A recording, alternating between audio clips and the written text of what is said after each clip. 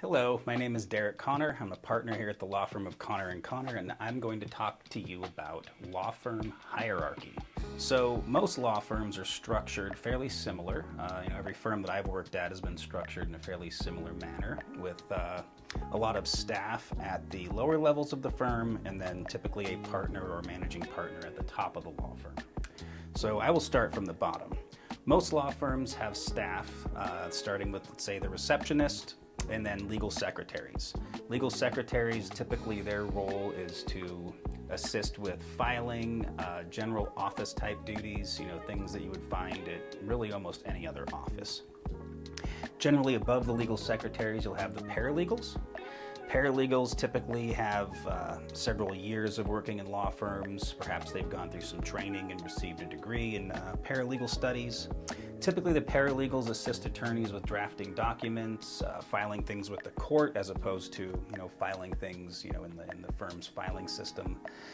Most paralegals have chosen this as a career, and this is where they plan to be for the duration of their working lives, we guess.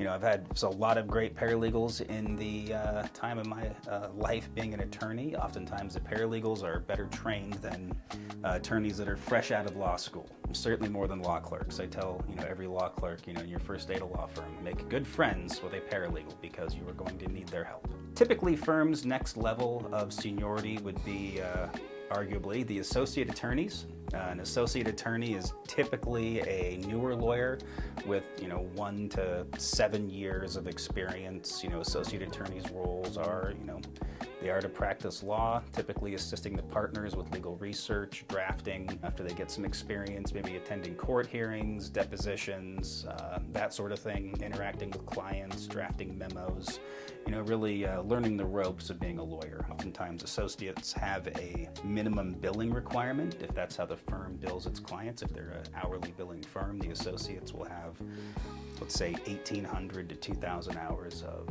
billing is required for them per year.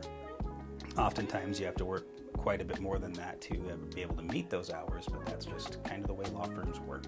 Law school is often criticized for not teaching you how to practice law. Well, your time as an associate attorney is generally when you really learn the practice of law.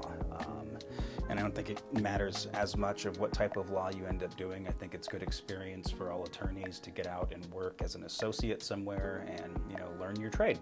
It can take several years until you're know what you're doing and comfortable with it. Some firms have this, other firms don't. There's another level of attorney that's called of counsel. Oftentimes a person will be of counsel for a variety of reasons. You can be made of counsel because the firm opted to not select you at that time to make partner, or perhaps you can be of counsel because you've been an attorney for a long time, and I've seen some firms do this where you become of counsel when you're kind of semi-retired in some respects. So you're not working and you're not expected to work the full workload that's typically required of associates and partners at most law firms. Now, getting towards the top of the pyramid, we have partners. Law firm partner, traditionally meant that you were a partner in a partnership.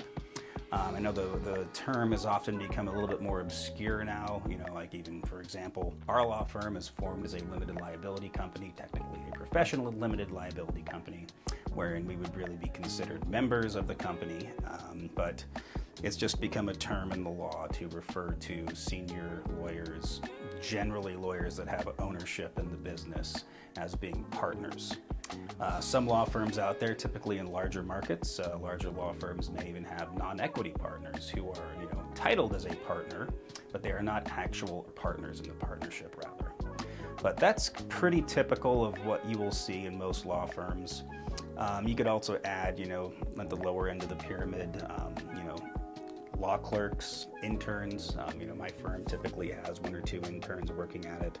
During the summer, usually we'll take on a couple law clerks as well that are, typically interns can be anyone that's, even in high school to undergraduate degree in college. And law clerks are typically law students that have either completed their first or second years of law school. Typically, you're not taking a third year as a law clerk because they're out studying for the bar. But that's basically it. Typically you've got legal secretaries and staff, associate attorneys in the middle, and then partners or whatever their roles are at the top. Some larger firms will have a managing partner who often takes on a lot more administrative tasks rather than actually practicing law. Here at my firm, I prefer to practice law and delegate a lot of the administrative tasks where possible to our office manager, who would be a kind of higher level of staff person. I think that covers law firm hierarchy. My name is Derek Connor. Thank you for watching, and we'll see you next time.